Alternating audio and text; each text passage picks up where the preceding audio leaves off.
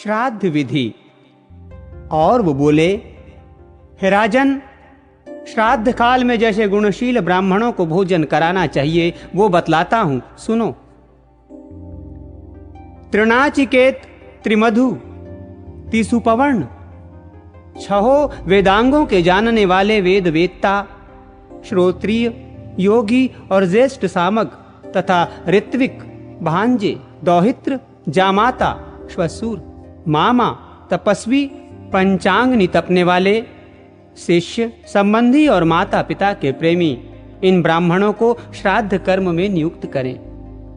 इनमें से तृणाचिकेत आदि पहले कहे हुओं को पूर्व काल में नियुक्त करें और ऋत्विक आदि पीछे बतलाए हुओं को पितरों की तृप्ति के लिए उत्तर कर्म में भोजन करावें।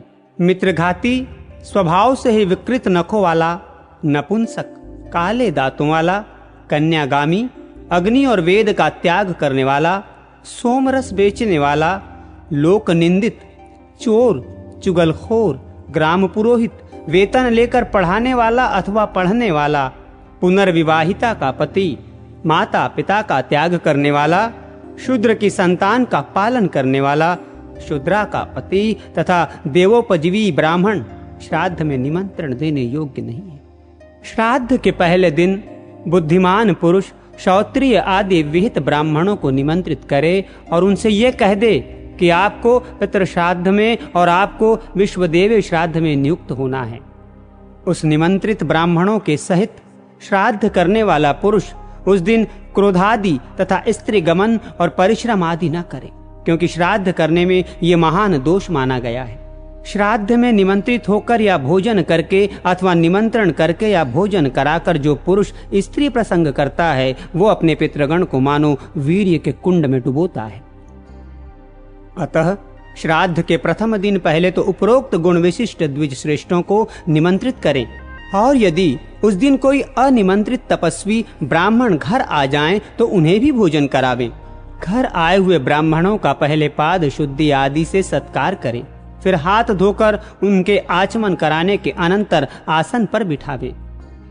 अपनी सामर्थ्य अनुसार पितृगण के लिए अग्युम और देवगण के लिए युग्म ब्राह्मण नियुक्त करें, अथवा दोनों पक्षों के लिए एक एक ब्राह्मण की ही नियुक्ति करें। और इसी प्रकार वैश्वदेव के सहित मातामह श्राद्ध करें, अथवा पितृपक्ष और मातामह पक्ष दोनों के लिए भक्ति पूर्वक एक ही वैश्वदेव श्राद्ध करें। देव पक्ष के ब्राह्मणों को पूर्वाभिमुख बिठाकर और पितृपक्ष तथा मातामह पक्ष के ब्राह्मणों को उत्तरमुख बिठाकर भोजन करावे। हे नृप, कोई तो पितृपक्ष और मातामह पक्ष के श्राद्धों को अलग अलग करने के लिए कहते हैं, और कोई महर्षि दोनों का एक साथ एक पाक में ही अनुष्ठान करने के पक्ष में है। विज्ञ व्यक्ति प्रथम निमंत्रित ब्राह्मणों के बैठने के लिए कुशा बिछाकर फिर अर्धदान आदि से विधि पूर्वक पूजा कर उनकी अनुमति से देवताओं का आवाहन करें। तदनंतर श्राद्ध विधि को जानने वाला पुरुष यवमिश्रित जल से देवताओं को अर्धदान करें और उन्हें विधि पूर्वक धूप, दीप, गंध तथा माला आदि निवेदन करें। ये समस्त उपचार पितृगण के लिए अपसव्य भाव से निवेदन करें और फिर ब्राह्मणों की अनुमति से 2 भागों में बंटे हुए कुशाओं का दान करके मंत्रोच्चारण पूर्वक पितृगण का आवाहन करे तथा हे राजन, अपसव्य भाव से तिलोदक से अधर्यादि दे। हे नृप, उस समय यदि कोई भूखा पथिक अतिथि रूप से आ जाए तो निमंत्रित ब्राह्मणों की आज्ञा से उसे भी यथेच्छ भोजन करावे। अनेक अज्ञात स्वरूप योगीगण मनुष्यों के कल्याण की कामना से नाना रूप धारण कर पृथ्वी तल पर विचरते रहते हैं। अतः विज्ञ पुरुष श्राद्ध काल में आए हुए अतिथि का अवश्य सत्कार करे। हे नरेंद्र, उस समय अतिथि का सत्कार न करने से वो श्राद्ध क्रिया के संपूर्ण फल को नष्ट कर देता है। हे पुरुष श्रेष्ठ, तदनंतर उन ब्राह्मणों की आज्ञा से शाक और लवणहीन अन्न से अग्नि में 3 बार आहुति दें। हे राजन, उनमें से अज्ञये कव्यवाहनाय स्वाहा इस मंत्र से पहली आहुति, सोमाय पितृमते स्वाहा इससे दूसरी, और वैवस्त्वाय स्वाहा इस मंत्र से तीसरी आहुति दें। तदनंतर आहुतियों से बचे हुए अन्न को थोड़ा थोड़ा सब ब्राह्मणों के पात्रों में परोस दें। फिर रुचि के अनुकूल अति संस्कार युक्त मधुर अन्न सबको परोसें और अति मृदुल वाणी से कहें कि आप भोजन कीजिए। ब्राह्मणों को भी तद चित्त और मौन होकर प्रसन्न मुख से सुखपूर्वक भोजन करना चाहिए तथा यजमान को क्रोध और उतावलेपन को छोड़कर भक्ति पूर्वक परोसते रहना चाहिए। फिर रक्षोध्र मंत्र का पाठ कर श्राद्ध भूमि पर तिल छिड़के तथा अपने पितृ रूप से उस द्विश्रेष्ठों का ही चिंतन करें और कहें कि इन ब्राह्मणों के शरीरों में स्थित मेरे पिता, पितामह और प्रपितामह आदि आज तृप्ति लाभ करें। होम द्वारा सबल होकर मेरे पिता, पितामह और प्रपितामह आज तृप्ति लाभ करें। मैंने जो पृथ्वी पर पिंडदान किया है उससे मेरे पिता, पितामह और प्रपितामह तृप्ति लाभ करें। श्राद्ध रूप से कुछ भी निवेदन न कर सकने के कारण मैंने भक्तिपूर्वक जो कुछ कहा है उस मेरे भक्ति भाव से ही मेरे पिता, पितामह और प्रपितामह तृप्ति लाभ करें। मेरे मातामह, नाना, उनके पिता और उनके भी पिता तथा विश्व देवगण परम तृप्ति लाभ करें तथा समस्त राक्षसगण नष्ट हों। यहाँ समस्त हव्य कव्य के भोक्ता यज्ञेश्वर भगवान हरि विराजमान हैं। अतः उनकी सन्निधि के कारण समस्त राक्षस और असुरगण यहाँ से तुरंत भाग जाएं। तदनंतर ब्राह्मणों के तृप्त हो जाने पर थोड़ा सा अन्न पृथ्वी पर डालें और आचमन के लिए उन्हें एक एक बार और जल दें। फिर भली प्रकार तृप्त हुए उन ब्राह्मणों की आज्ञा होने पर समाहित चित्त से पृथ्वी पर अन्न और तिल के पिंड दान करें और पितृ तीर्थ से तिलयुक्त जलांजलि दें तथा मातामह आदि को भी उस पितृ तीर्थ से ही पिंडदान करें। ब्राह्मणों की उच्छिष्ट जूठन के निकट दक्षिण की ओर अग्रभाग करके बिछाए हुए कुशाओं पर पहले अपने पिता के लिए पुष्पादि धूप आदि से पूजित पिंडदान करें।